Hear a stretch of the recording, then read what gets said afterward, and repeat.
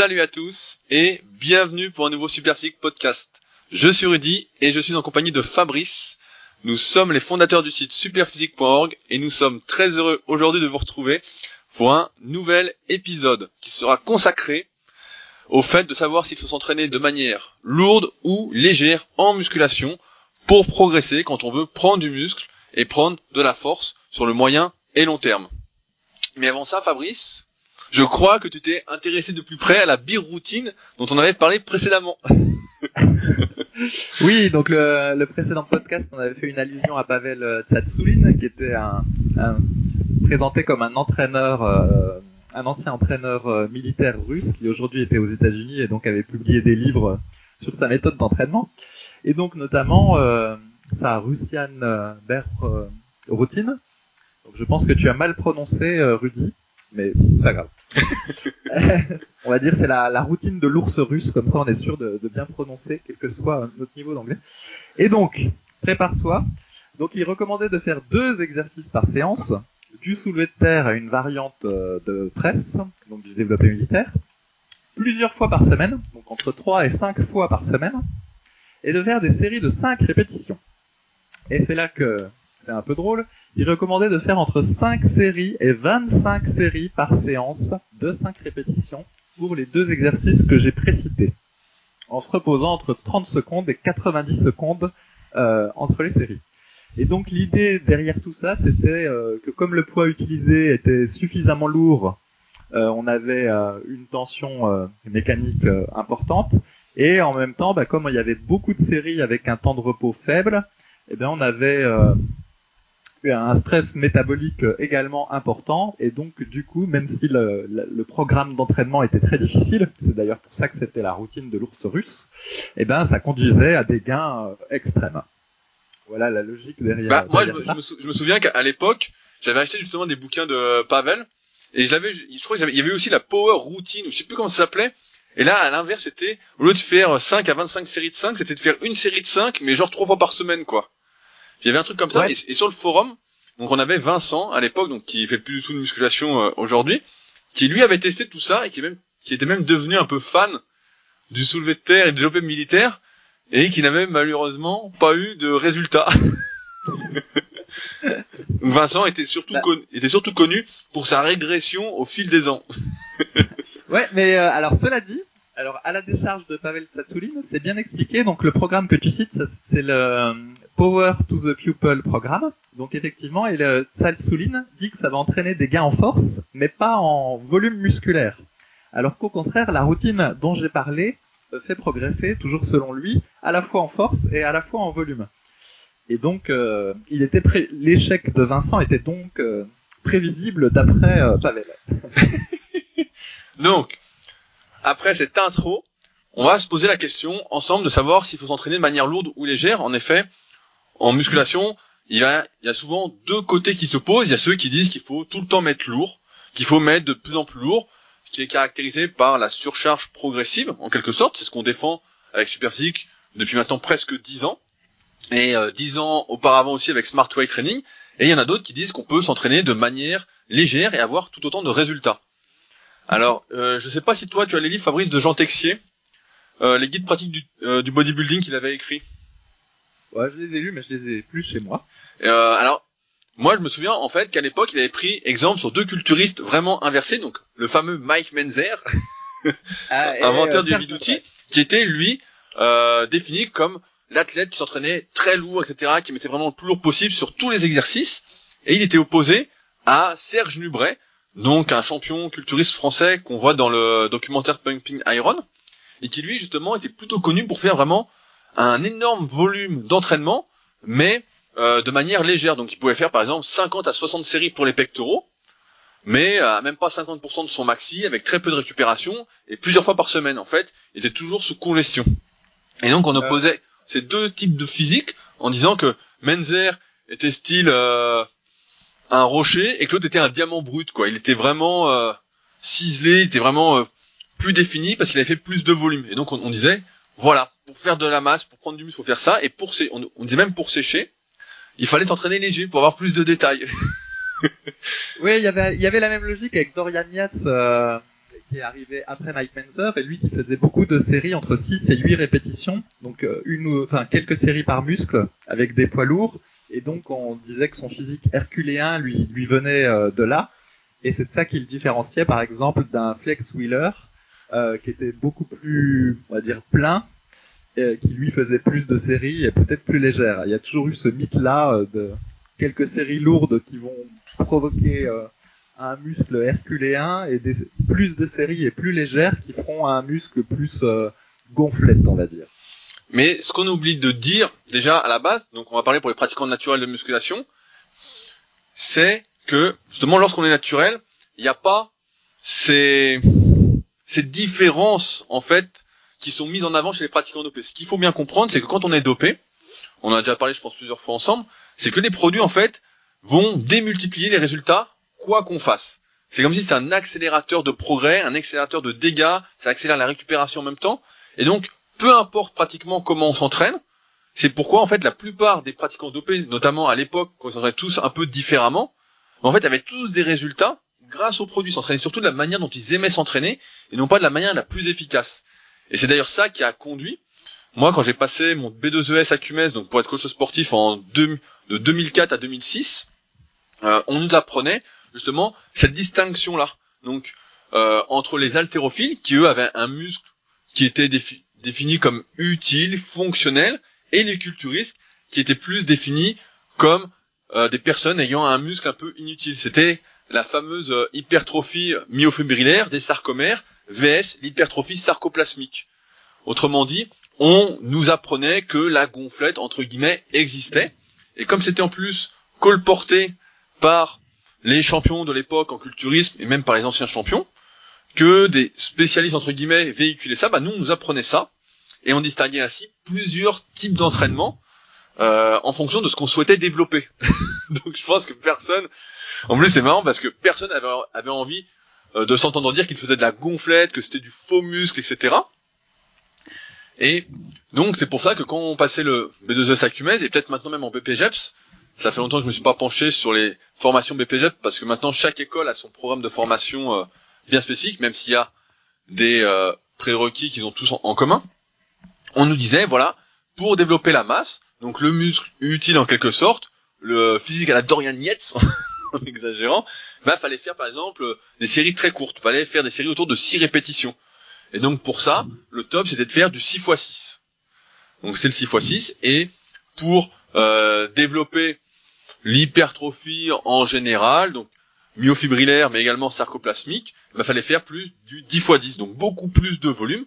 Et donc on nous disait en même temps que grâce à un entraînement de type cyclique, où on peut-être quelques semaines en série de 10, quelques semaines en série de 15, quelques semaines en série de 6, etc., dans l'ordre qu'on voulait ou presque, on arrivait à développer en fait toutes les fibres et toutes les composantes qui faisaient le volume musculaire, la grosseur de nos muscles. Et donc, c'est assez marrant parce que ça perdure maintenant depuis des années, malgré les articles sur Superphysique. On a déjà fait plusieurs articles sur masse vs volume, mais également sur le fait de s'entraîner lourd ou léger. On s'est rendu compte, en ouvrant un ouvrage de physiologie, n'importe lequel en fait, que la masse, le volume du sarcoplasme était proportionnel. Donc le sarcoplasme, là où il y a par exemple nos réserves de glycogène, était proportionnel au développement des sarcomères, c'est-à-dire des éléments contractiles du muscle, et que cela ne pouvait varier que de très très peu en cas de conditions particulières comme le rebond glucidique, comme le rebond quand on joue sur le potassium et le sodium, mais qu'en dehors de ça, en fait, c'était ça ne bougeait pas, ça ne variait pas, et quand ça variait, c'était quelques pourcentages. Et donc on s'est aperçu en fait que tout ça, c'était bien évidemment des conneries.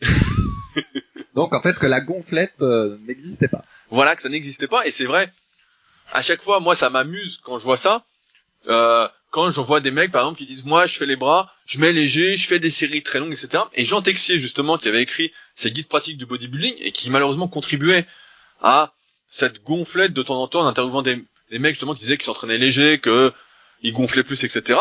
Et c'est vrai qu'on gonfle plus temporairement. Moi ça me fait marrer quand je vois des mecs qui disent moi je fais les bras, je mets 8 kilos, pas besoin de mettre lourd, et puis tu vois les mecs avec des bras énormes. Mais ça dans la réalité ça n'existe pas. car du moins quand on est naturel, ça n'existe pas. Même quand on est très doué pour les bras, ça c'est un signe flagrant de dopage, quoi. Très simplement. Parce que il faut savoir quelque chose, c'est que le recrutement musculaire, je crois qu'on en a parlé dans un précédent podcast, mais en fait, il se fait de façon assez simple. On nous rabâche sans arrêt que pour développer ces muscles, il faut solliciter toutes les fibres à l'intérieur du muscle, etc. Mais c'est oublié qu'en fait, les fibres lentes, c'est-à-dire celles qui, entre guillemets, on simplifie pour ce podcast, les fibres lentes pour les efforts d'endurance n'ont que très peu de potentiel de croissance musculaire. C'est-à-dire qu'elles vont très peu se développer en volume, à l'inverse des fibres rapides qui, elles, vont se développer. Donc tout le but, en fait, quand on s'entraîne, c'est surtout de solliciter ces fibres rapides, ces fibres qui ont du potentiel de croissance, et pour ça, il y a deux façons, entre guillemets, qui vont nous ramener au lourd léger. La première, c'est de mettre lourd, parce qu'on sait que pour pouvoir soulever lourd, il faut que notre muscle sollicite l'entièreté ou presque de ses fibres musculaires, de manière synchrone de préférence. Donc ça s'apprend avec le temps. Ou il faut, avec des poids légers, forcer suffisamment pour que l'effort devienne suffisamment intense pour avoir besoin d'utiliser ces fibres rapides. C'est pourquoi, en fait, il n'y a pas trop ce débat entre le lourd et le léger de ce qui est le mieux pour progresser. Mais, et c'est là qu'on va y venir, où je vais faire plus participer Fabrice, j'espère, c'est que tout ça, sur le papier, c'est bien, mais qu'en fonction de la morphoanatomie de chacun, on s'est aperçu également qu'en mettant plus ou moins lourd, eh bien, on pouvait modifier le recrutement musculaire. Comme vous le savez, sur l'exercice polyarticulaire, les exercices comme le développé couché. Donc, allez, on va prendre le développé couché, c'est un bon exemple. Si par exemple, on était fait pour les épaules, lorsque l'on va mettre lourd, on va surtout utiliser les épaules. Quand on met lourd sur un exercice, on va utiliser de préférence les muscles pour lesquels on est fait, et ils vont prendre l'ascendant sur les muscles pour lesquels on n'est pas fait. Comme là, par exemple, si on prend le cas de Fabrice, s'il met lourd, il va surtout sentir les épaules au développé couché. Fabrice. Oui, exactement. Je sens les épaules au développé couché quand je mets lourd, et j'ai d'horribles courbatures à la jointure entre les pectoraux et les épaules. Et est-ce que tu as déjà essayé de faire du développé couché justement en série longue pour voir?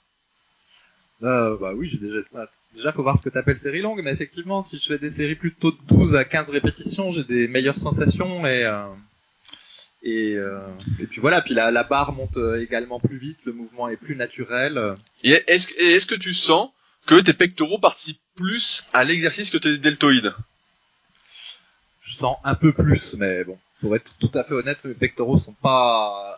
J'ai toujours eu du mal à les sentir, donc je veux pas mentir en disant que c'est miraculeux. On va dire que je les sens plus qu'en série de 5. C'est jamais monstrueux, hein, soyons honnêtes. Non, mais en fait, l'idée est de dire que en s'entraînant en série plus longue, on arrive à modifier légèrement son recrutement musculaire, et que donc la question en fait ne se pose pas par rapport à qu'est-ce qui est le plus efficace de manière générale, le lourd ou le léger, mais plutôt qu'est-ce qui est le plus efficace en fonction de ma morphoanatomie sur tel exercice pour développer tel muscle. Et c'est pour ça en fait qu'on arrive à un moment à déterminer en fonction des exercices, en fonction des groupes musculaires qu'on veut solliciter, etc., une fourchette de répétition optimale qui est en plus vouée à évoluer.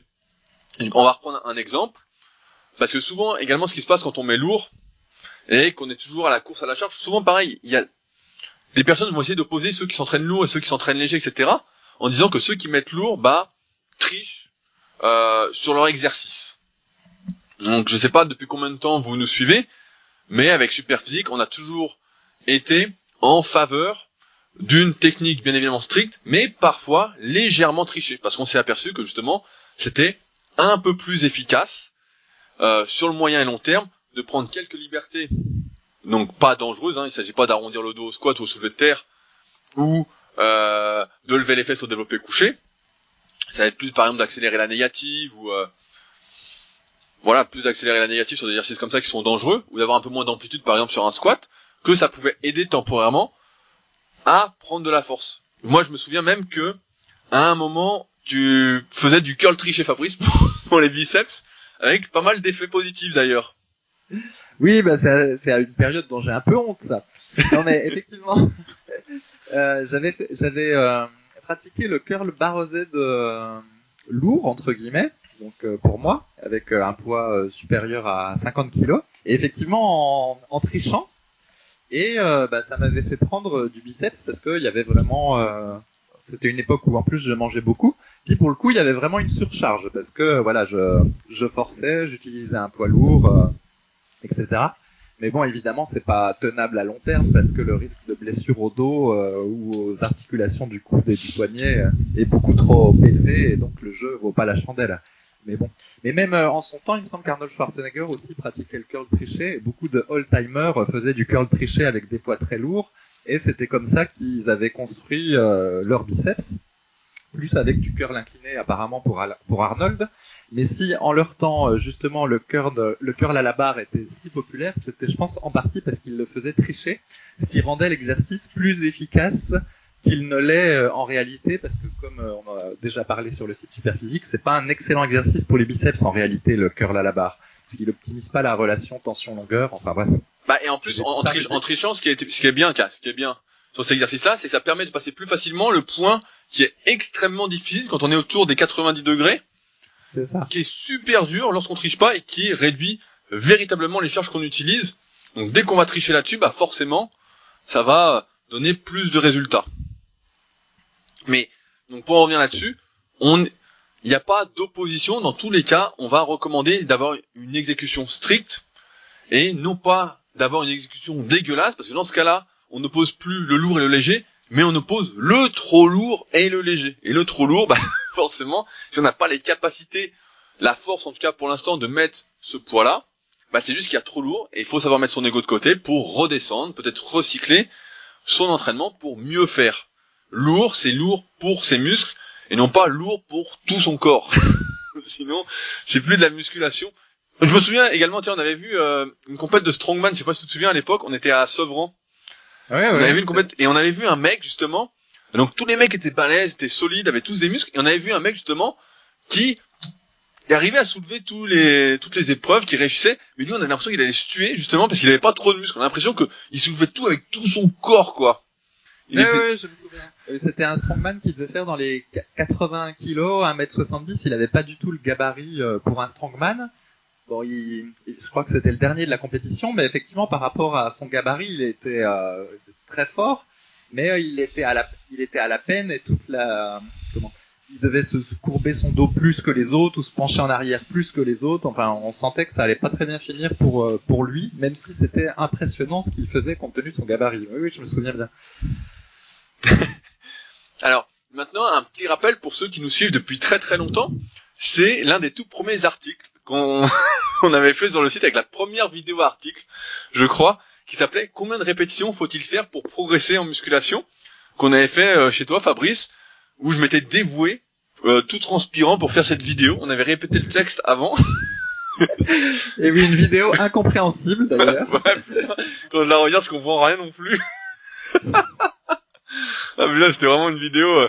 Bon, en tout cas, elle est toujours disponible pour ceux qui veulent se marrer un coup. Donc, soit sur le site, soit sur la chaîne YouTube Team Superphysique. Et donc, à l'époque, il y a quand même... L'article était plutôt bien, mais c'est la vidéo, j'étais vraiment pas très à l'aise, vraiment pas à l'aise, quoi. Et on était arrivé à une conclusion, c'est qu'à partir d'un moment, en fait, à force de vieillir, eh bien, on supportait de moins en moins les charges lourdes. Non pas les répétitions, les séries courtes, mais les charges lourdes, parce que il faut bien avoir en tête que, par exemple, 100 kg au développé couché, peu importe sa force, que ce soit en sensation léger ou lourd, ça reste lourd pour tout le monde, ça reste lourd pour notre squelette. Alors, il y a des gens qui sont plus solides que d'autres, etc., mais ça reste relativement lourd. Et on en était arrivé à proposer de s'entraîner finalement à la fin, de combiner justement ce lourd et léger. On disait, le secret à la fin, c'est de faire des séries longues et lourdes à la fois, donc de manière relative. Et on disait justement, on avait un bon exemple, c'était Yann de la team Super Sick qui lui s'entraînait que comme ça. Lui il arrivait, il s'entraînait souvent à 100 kg de développé couché, et il faisait par exemple 4 séries de 20 à 100 kg, donc avec 13 pauses, etc. Quand il faisait les tractions, il faisait que des séries longues. Au curl incliné, ça avait dérivé pas mal sur ce que je faisais, on faisait 4 séries de 20 au curl incliné, et puis après on avait les bras énormes en progressant bien évidemment. Et donc on en est arrivé à cette conclusion que à partir d'un moment, forcément, il fallait peut-être se limiter en charge et jouer sur d'autres facteurs, d'où donc le nombre de répétitions, pour continuer à pouvoir progresser en réduisant les risques pour ces articulations. Ouais, voilà. En fait, ce qui est un peu contre-intuitif et que tu essayais de dire dans cette fameuse vidéo dont tu as parlé, c'est que par exemple, quelqu'un qui fait 10 répétitions à 40 kg au développé couché, puis c'est son maxi, voilà, c'est un débutant, il peut pas faire plus que 10 à 40 kg. Si au fil des mois, il essaye d'augmenter le nombre de répétitions, puis par exemple, il atteint 30 répétitions à 40 kg, très probablement, il va pas se passer grand-chose sur son physique, en fait. Mais par contre, si quelqu'un fait 10 répétitions à 100 kg au développé couché, et qu'au bout de nombreux mois, il progresse et il atteint 30 répétitions à 100 kg, qui est déjà une performance de haut niveau dans les compètes de développé couché en France, là, il aura vraiment pris des pectoraux, puis il aura vraiment progressé en volume musculaire.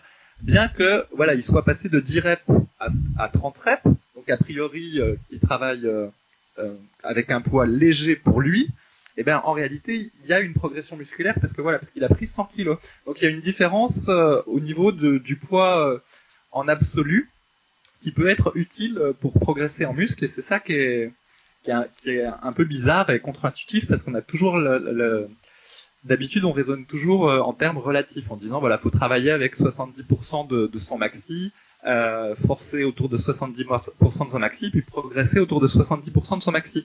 Mais en fait, ce qu'on voit, c'est qu'en pratique, il y a une espèce de charge utile pour plusieurs exercices, à partir de laquelle, même si on augmente le nombre de répétitions, on arrive à prendre du volume musculaire. Alors que si on faisait ça avec des poids très légers, en termes de kilos, ça marche pas. C'est ça ? Ouais, c'est ça. Et je pense qu'en y réfléchissant rapidement, je pense que ça vient du fait que le recrutement musculaire, dont on a abordé un peu le sujet en début de podcast, c'est par rapport à une charge, à une tension mécanique. Donc si par exemple 100 kg, je prends l'exemple au développé couché, recrute l'intégralité des muscles du grand pectoral parce que ça nous fait les pecs, voilà, on prend l'exemple le plus simple,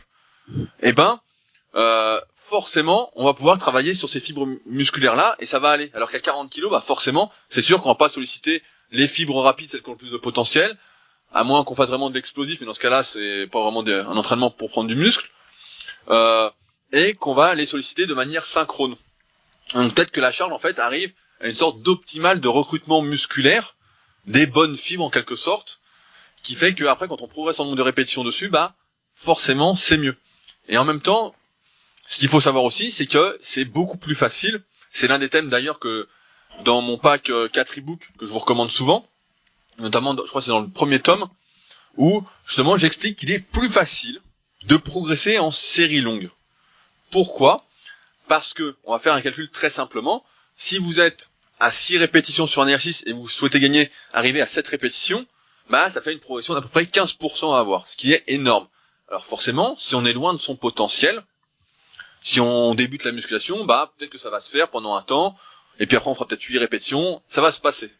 Maintenant, plus on va progresser, comme vous le savez, moins on a de marge de progression, et plus on va devoir utiliser de stratagèmes pour progresser, moins on va pouvoir progresser de séance en séance.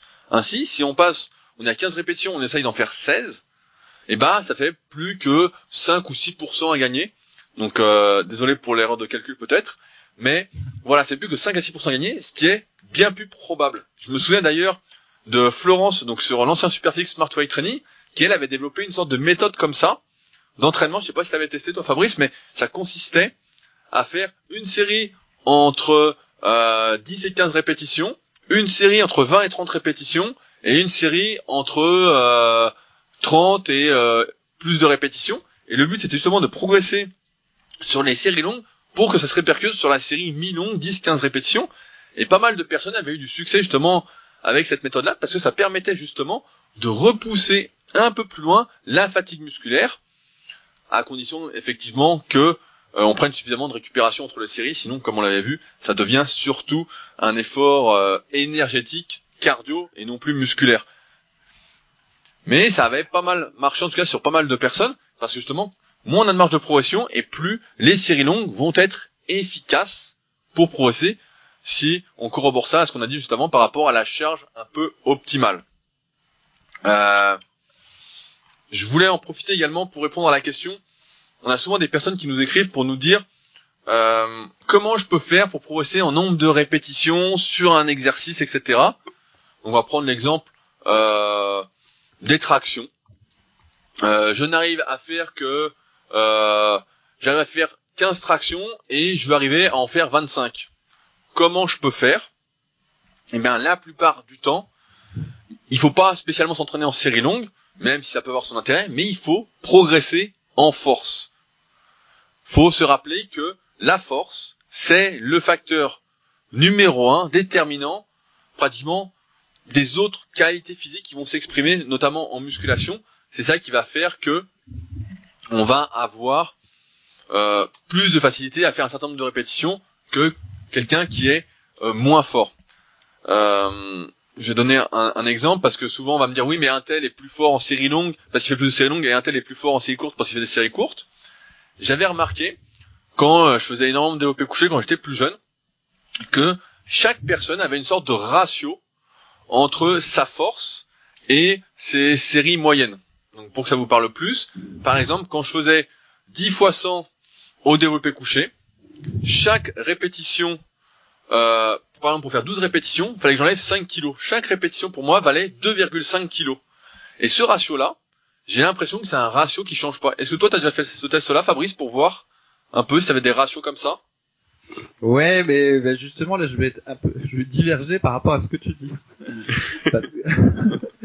Parce que effectivement, il y a des gens chez qui ces ratios, ça marche bien, et particulièrement sur les séries courtes. Par exemple, en gros, si tu fais que du 5 reps, et que tu progresses sur du 5 reps, il y a des chances que tu progresses sur 7 reps, sans travailler spécifiquement en 7 reps. Mais en fait, plus tu t'éloignes, et donc par exemple, si tu fais du 10, du 12, ou même du 15 répétitions, plus en fait le ratio dont on parle devient un peu aléatoire. Et par exemple, si dans mon cas, je sais pas moi, je fais pendant un certain temps des séries de 5 au front squat, et bien et que je progresse, et ben en série de 12, je vais pas progresser autant qu'en série de 5. Tu vois le ratio dont tu parles, je vais le perdre parce que j'ai pas fait de série de 12 depuis longtemps. Donc après, il faut tout que je regagne entre guillemets une partie de la progression que j'ai obtenue en série de 5 sur mes séries de 12. Tu vois, le transfert, c'est pas fait autant que tu le dis.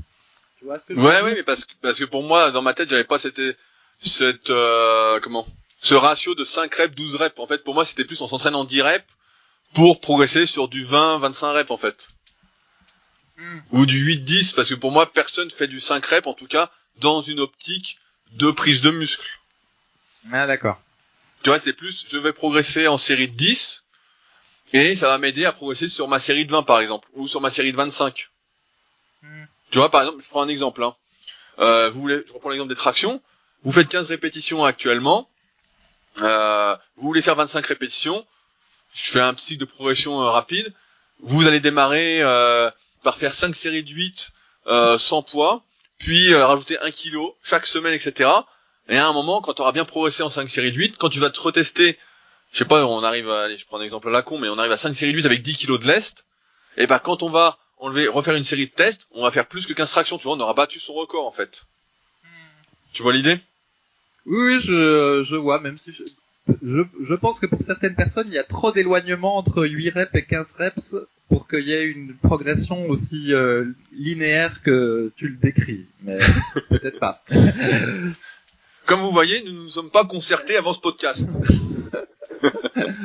Il y a un autre point, je pense qu'il est important d'aborder, c'est que en fonction des exercices, donc en dehors des notions de morphoanatomie, de recrutement musculaire, eh ben, il y a ce qu'on appelle, notamment sur l'exercice polyarticulaire, des facteurs limitants, c'est-à-dire des muscles qui vont plus intervenir à mesure que la série va s'allonger. Donc on en a parlé un peu tout à l'heure par rapport au recrutement musculaire, mais si je prenais encore l'exemple du développé couché, si je fais du développé couché, si je reste en série pas trop longue, eh ben, je vais surtout sentir les pectoraux. Et plus je vais faire de répétitions, donc par exemple 15-20 répétitions, plus ça va être mes triceps qui vont me limiter.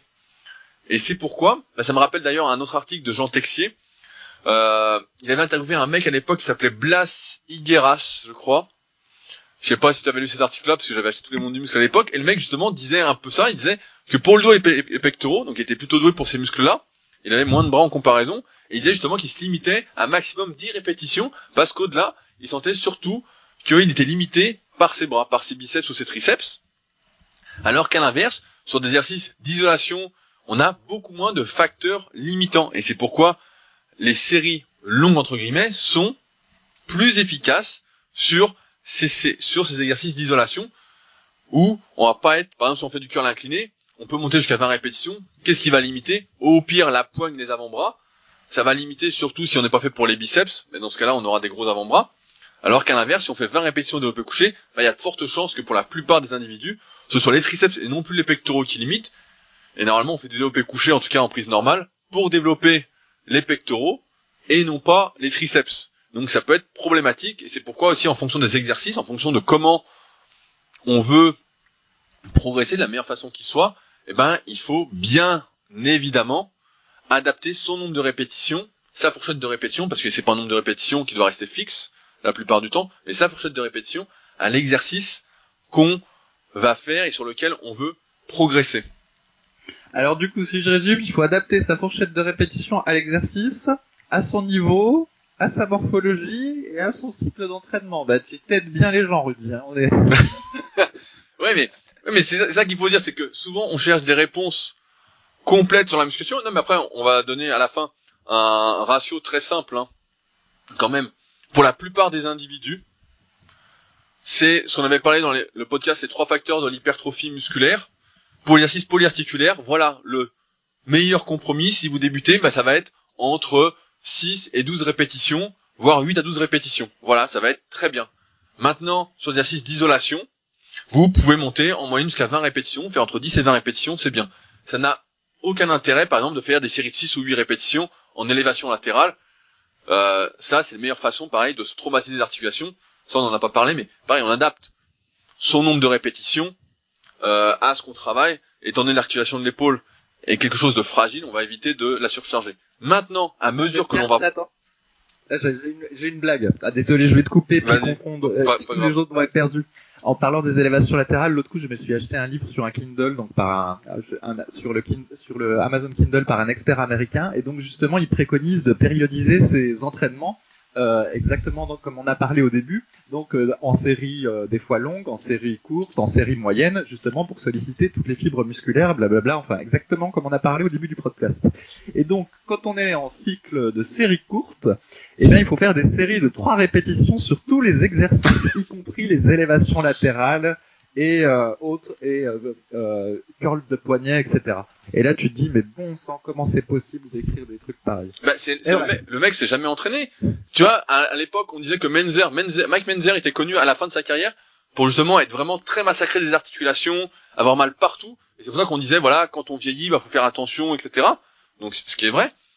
Et justement, ça a été décrit la méthode Menzer parce que sur l'isolation, il faut jamais faire de super lourd. L'isolation, c'est fait pour isoler. Faut bien avoir ça en tête. L'isolation, c'est pas fait pour bourriner, pour faire du 3 reps. Ça, c'est quand il y a qu'une seule articulation qui est en jeu et qu'on fait du 3 reps, forcément, ça peut que mal finir. C'est pour ça que, par exemple, même sur du leg extension, que j'aime pas particulièrement et que je recommande pas souvent, faut éviter de faire des séries très courtes. C'est des exercices qui se font en série longue parce qu'ils sont dangereux. Et quand il y a qu'une seule articulation en jeu, c'est elle, même si c'est un travail musculaire, qui va prendre une bonne partie de la charge et de l'effort. Pour revenir sur ce que je disais, donc si vous débutez 8 à 12 répétitions, 6 à 12 répétitions sur l'exercice polyarticulaire, et 10 à 20 sur l'isolation, donc en dehors de toute notion de morphoanatomie, à mesure que vous allez progresser, vous allez pouvoir adapter ce nombre de répétitions. Donc en général, quand j'ai des élèves qui sont intermédiaires, c'est-à-dire à partir du niveau silver du club Superphysique, donc le site c'est clubsuperphysique.org, là je commence à personnaliser les cycles de progression, donc les fourchettes de répétition, en fonction de l'individu. Donc ça va être, en général, on en arrive à faire des séries entre 6 et 10 répétitions sur l'exercice polyarticulaire, et sur l'exercice d'isolation, là par contre, on va monter beaucoup plus haut sur certains, comme les épaules, parce qu'on va arriver à ce qu'on disait tout à l'heure, l'élévation latérale par exemple, on va éviter de mettre 20 kg par bras, même si on peut en série de 15, etc. On va peut-être alléger pour justement durer plus longtemps et moins se faire mal. On est peut-être arrivé à la charge optimale quand on dépasse les 10-12 kilos avec le bras tendu, et non pas quand on fait le poulet. ça compte pas. Donc dans ce cas-là, on va peut-être monter jusqu'à 30, 40 répétitions, voire 50 répétitions. Et enfin, pour les confirmer, bah là, normalement, là, j'ai pas de recommandation particulière à vous faire. Ça va être suivant tous les facteurs qu'on a énoncés dans ce podcast, qui sont véritablement l'ultra personnalisation du nombre de répétitions par rapport à votre morpho-anatomie, par rapport à ce que vous désirez travailler, par rapport à vos objectifs, par rapport aux charges que vous utilisez, à l'âge que vous avez. C'est vers ça qu'on tend en fait progressivement avec le temps, c'est l'ultra personnalisation. Et il faut pas oublier non plus que le lourd ou léger, parce que on l'a pas bien précisé dans ce podcast, mais il n'y a pas un nombre de répétitions idéal à faire. C'est pas 10 répétitions, c'est mieux que 20 répétitions, ou que 20 répétitions, c'est mieux que 10 répétitions.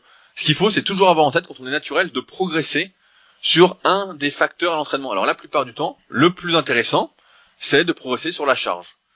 Maintenant, quand on peut pas progresser sur la charge, on va progresser sur le nombre de répétitions. Et au fur et à mesure qu'on progresse, on va trouver des stratagèmes pour continuer à progresser, peut-être en réduisant le temps de récupération, peut-être en faisant plus de séries avec le même poids, peut-être en faisant plus de séries longues avec peu de récupération. Enfin bon, on va trouver d'autres moyens, en quelque sorte, de progresser pour durer et ne pas se blesser. Mais c'est toujours dans une optique de progrès. Faire 10 répétitions tout le temps, ça a ses limites, surtout si le poids reste le même.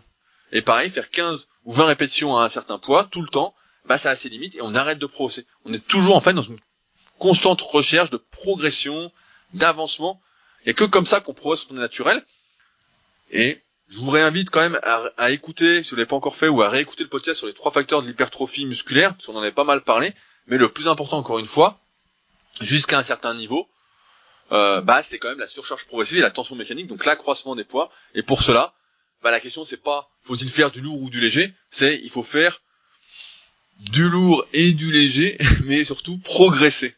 J'ai envie de dire, au-delà du nombre de répétitions par série, c'est vraiment le fait de passer de 10 à 20 répétitions ou de rajouter 10 kg sur votre barre en série de 10, si c'est un exercice polyarticulaire par exemple, qui va vous faire prendre du muscle, plutôt que de me dire je fais un cycle en série de 15, puis un cycle en série de 10, puis un cycle en série de 5. Ça c'est vraiment hyper aléatoire et c'est vraiment compter sur le hasard pour progresser, alors qu'avec les cycles de progression, on peut justement laisser moins de place à la chance pour progresser et vraiment déterminer d'avance ou presque ses progrès de séance en séance, surtout quand on débute pendant un long moment. Donc avec tout ce qu'on a dit, j'en déduis que tu ne vais pas être très fan du programme russe de l'ours de Pavel. Non, mais moi je m'en souviens de ces trucs-là. Les 20 séries de 5. Le problème, c'est toujours pareil. C'est que si tu fais 20 séries de 5 de soulevé de terre, 20 séries de 5, donc tu mets le lourd, même pas relativement, car à moins qu'on débute et qu'on mette 60 kg au soulevé de terre, dans ce cas-là, ça va être peu dangereux. Mais si on en arrive à faire 20 séries de 5, je sais pas, à 180 ou à 200 kg, faut bien avoir conscience que c'est hyper néfaste. Là, ça peut pas bien finir, Le dos, on se tasse, même si ça renforce le dos, ce qu'on veut, ça finit par tasser, quoi. Et développé militaire, c'est pareil. Le problème des exercices comme ça, où il y a beaucoup de muscles qui sont en jeu, c'est que souvent, qu'est-ce qui va limiter? En fait, ça va être les muscles secondaires. Donc, sur les 2 exercices en plus, ça va être tout ce qui est gainage, en fait. Ça va être les abdos, les lombaires. On va avoir du mal à tenir la position et on va risquer la blessure plus facilement. Donc, c'est pourquoi ces exercices-là, donc développé militaire ou soulevé de terre, ces exercices qu'il faut pas faire, où il faut s'arrêter en tout cas avant l'échec postural, comme on dit, et où il faut pas forcer, faire 20 séries de 5 au militaire, à moins d'être vraiment fait pour les deltoïdes, d'avoir un gainage en béton, de pas avoir trop d'ego justement pour s'arrêter quand la technique se dégrade, etc. Puis d'être explosif de base, pourquoi pas, mais même 20 séries de 5, j'ai envie de dire, je pense que ça n'a pas d'intérêt particulièrement. J'étais longtemps fan, et je suis toujours assez fan, du premier programme que j'avais suivi, que Force Athlé m'avait donné sur Smart Weight Training au tout début, qui était 10 séries de 5, 10 séries de 4, 10 séries de 3. C'est d'ailleurs un cycle que j'utilise dans mon DVD, pour ceux qui l'ont, sur le développé couché, et j'ai utilisé pendant des années, mais c'était déjà long. Et je me souviens que Quentin, justement à l'époque, pousseur de fonte, lui avait essayé le même cycle, mais il était beaucoup plus fort que moi, il faisait ça à 140 au couché, et il m'avait dit, si ça fait trop de séries, j'ai mal partout, quoi. Mais ça me défonce les articulations, ça va pas, quoi. Et c'est vrai que moi ça marchait parce que je mettais 60, 70, 80, et après, là quand je le faisais dans mon DVD, je le faisais surtout au développé couché prise serrée, où j'avais beaucoup moins de pression sur les épaules, où j'avais moins d'étirement, donc forcément ça allait. Mais non, la biroutine là, la routine de l'ours russe, Pavel, si vous connaissez pas Pavel, dans ses bouquins, il est souvent torse nu. Il a un physique de sportif, mais pas un physique de mec qui fait de la muscu. Quand on le voit, on pourrait dire, il joue au foot. Non mais c'est vrai. Ah, il est terrible. C'est vrai ou pas? Si, il est pas. Hein. Il a un physique de joueur de foot, quoi. Il est athlétique. C'est ça. Mais il est très loin du mec qui peut te conseiller sur la meilleure façon de prendre du muscle. C'est vraiment. Non mais souvent on a des spécialistes, ils font même pas de muscu et puis ils disent faut faire ça. Comme ton mec, comment il s'appelle le mec de ton bouquin là qu'on l'insulte? Ah non, je l'ai plus en tête. Ah merde, sinon on aurait dit n'achetez pas ce livre. La bière routine, c'est la routine de la bière.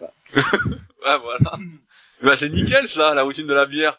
Bière plus série de 5, c'est sûr que tu prends du ventre. C'est gagné. C'est le physique du deadlifter. Donc ça, c'est nickel, quoi. Alors, je pense qu'on a rien oublié, si jamais. Est-ce que tu penses qu'on a fait le tour, Fabrice? Oui, ça va. C'est assez clair pour tout le monde. Je voulais en profiter avant de vous parler de quelques liens et de quelques informations. Restez bien jusqu'au bout, j'ai quelques informations à vous donner. Remercier les 110 personnes. Vous êtes 4 personnes à avoir laissé un nouveau commentaire sur l'application podcast. Si vous êtes sur iPhone ou directement sur iTunes, si vous êtes sur PC. Donc vraiment super, merci. On monte de plus en plus sur ce podcast, donc c'est génial. Il y en a qui m'ont écrit, notamment Adrien, qui m'a demandé comment laisser un commentaire, parce qu'il ne trouvait pas sur son iPhone.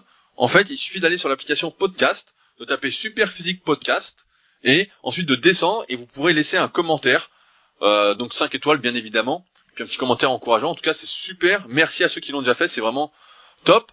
Je voulais également vous dire que le 24 mars, nous organisons au Super Physique Gym, donc sur Annecy, qui est la salle repère de Super Physique, qui est bien cachée en plus. Nous organisons le 4e concours de la saison du club Super Physique, le concours de rowing planche, qui est un peu notre marque de fabrique, étant donné que nous avons énormément popularisé l'exercice ces dernières années.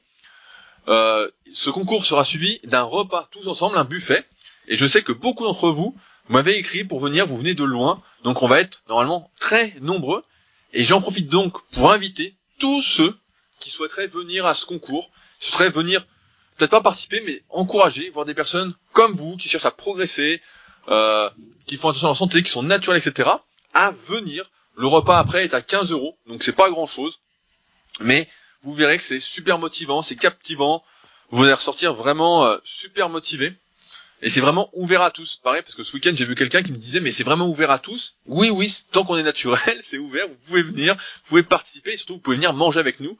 Pour les plus gourmands, il y aura des cookies, mais il n'y aura pas de bière. Donc on fera la cookie routine, si vous voulez. C'est Fabrice qui fera le livre, bien évidemment. Il mangera beaucoup de cookies pour être en phase avec le livre. Donc voilà. Si ça vous intéresse de venir, surtout prévenez-moi, vous m'envoyez un email sur rudy.koya@yahoo.fr et ce sera avec plaisir que je vous accueillerai, je vous donnerai les informations pour venir au Super Physique Gym, puisqu'il est bien caché, hein, vu qu'on a déménagé récemment. Donc n'hésitez pas vraiment à venir, c'est vraiment super comme événement, et vous serez peut-être même dans la vidéo qu'on réalisera à ce sujet avec Butch Prod. Enfin, on vous laisse avec quelques liens sous ce podcast. Donc le lien qui recense tous nos conseils depuis 10 ans, pour ceux qui veulent un condensé de tous nos articles qui sont pressés d'en savoir plus. Donc premier lien sur le podcast, un lien vers ma formation et mon livre sur la morpho-anatomie, un lien vers le site de Fabrice, Musculation Halter, qui vous réserve bientôt une petite surprise, et enfin un lien pour ceux qui voudraient en savoir plus sur l'intégralité de la méthode Super Physique. J'ai lancé il y a maintenant quelques mois la formation complète sur la méthode Super Physique, et donc ça ce sera le 4e lien sous le podcast. En attendant, si vous avez des idées de sujets, n'hésitez pas à nous contacter, et nous on se retrouve donc la semaine prochaine pour un nouveau podcast. Salut. Salut, à la semaine prochaine.